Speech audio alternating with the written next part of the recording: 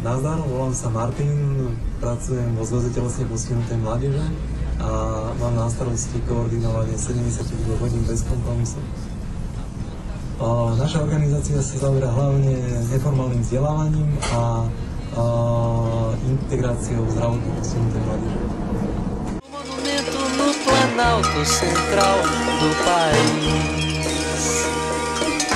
Viva a bossa, sa, sa, viva a palhoça, sa, sa, sa, sa, viva a... Projekt, ktorý má určitú štruktúru. Pokiaľ má projekt štruktúru a má správne ciele, tak dá sa povedať o ňom, že je správny. O monumento de papel crepom em prata, os olhos verdes da mulata, a cabeleira esconde atrás da verde mata, o luar do sertão.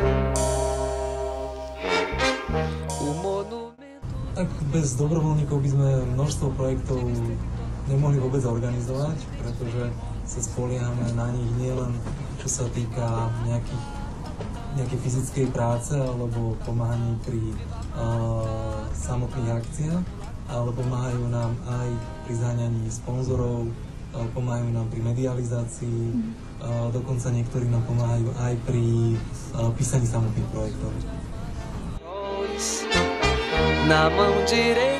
Tak naša organizácia má veľa plánov, málo času a málo peniazí.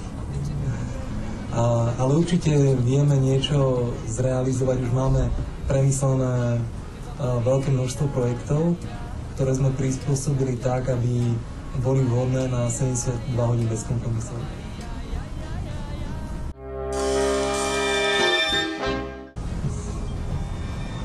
Tak to je veľmi ťažká otázka, ale určite by som sa snažil v tom obore, v ktorom pracuje naša organizácia, to znamená niečo so zdravotne postihnutými a urobiť nejakú aktivitu pre nich a samozrejme urobiť ju tak, aby mala pridanú hodnotu.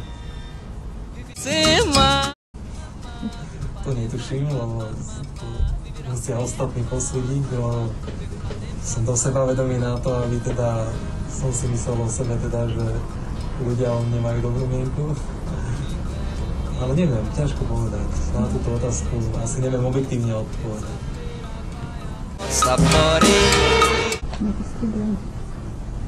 MacGyver.